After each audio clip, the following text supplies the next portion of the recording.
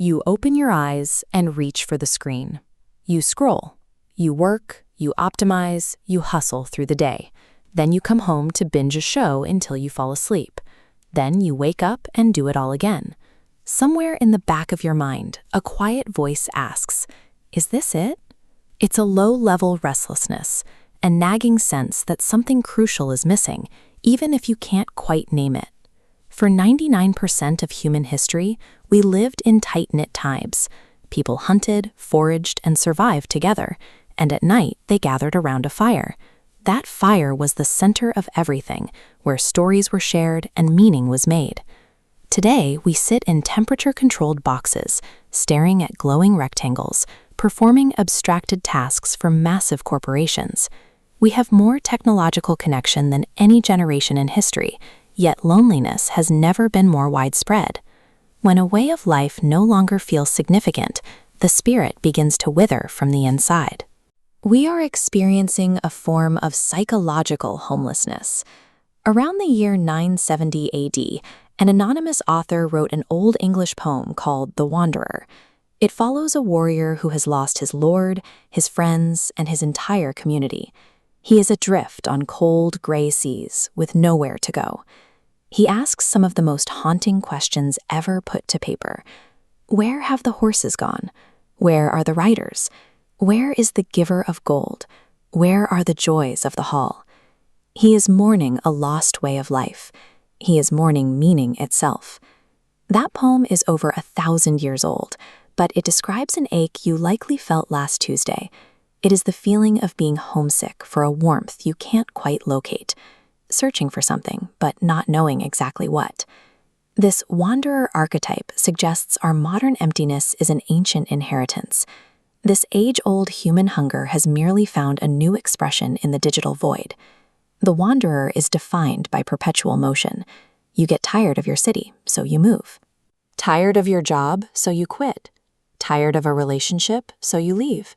You get exactly what you wanted, and within weeks, the hunger returns. The philosopher Arthur Schopenhauer called this the pendulum. He observed that human life swings relentlessly between pain and boredom. You chase a new goal because the wanting hurts. The moment you acquire it, you become bored. So you find a new target and run. Tibetan Buddhism captures this with the image of the hungry ghost, a creature with a massive stomach but a tiny, needle-thin mouth. No matter how much it consumes, it can never be full. It possesses everything it desires, but enjoys absolutely nothing. We try to cure an internal void by changing our external coordinates. We buy new things and book new flights, but the void follows us through every airport terminal and into every new apartment. And you don't even need to leave your house to run.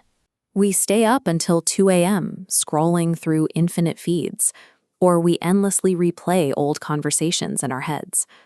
These are modern escape tactics, ways to avoid sitting still with our own minds. A 2014 study called Just Think highlights the depth of this avoidance. Researchers asked participants to sit quietly with their thoughts for 15 minutes. Rather than endure that brief period of silence, a significant percentage of people chose to self-administer painful electric shocks. We use digital noise and constant busyness as shields. When the noise stops, buried truths begin to surface. We will endure physical pain to prevent those uncomfortable realities from catching up to us. Eventually, the next job or the next city feels like a prison rather than an escape.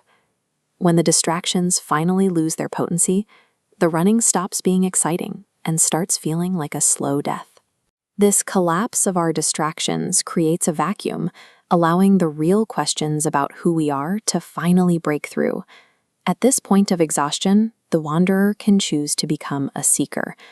This means turning away from the horizon and journeying inward with purpose. The psychologist Carl Jung spent decades exploring what he called the shadow, the parts of our personality we deny and bury, often projecting them onto the people around us. It is the anger we disguise as concern, or the cowardice we label as wisdom. Jung noted that whatever you refuse to face in yourself, you will meet in the world disguised as an enemy. But that buried material, the grief or the rage, carries the vitality we've been looking for. When you finally turn toward the parts of yourself you fear most, they stop chasing you. That persistent ache, the quiet dread on a Sunday afternoon, functions as a compass.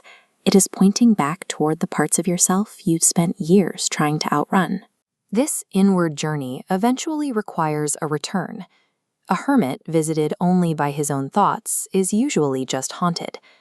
In the hero's journey, the individual must descend into the unknown, gather insight, and then bring it back to serve the people around them. There is a parable told across cultures about a man who dreams of treasure buried in a faraway land.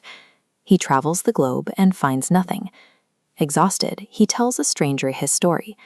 The stranger laughs and says, "I had a dream too, about treasure buried under the floorboards of a house back in your exact hometown." The man goes back, digs up his own floor, and finds the gold. The treasure under the floorboards is the self you've spent a lifetime avoiding. The meaning that was missing in the next job or the next city reveals itself only once you've done the work of facing your own shadow. To find what you are looking for, you must eventually stop the run. You have to embrace the silence and listen to the quiet beneath the noise.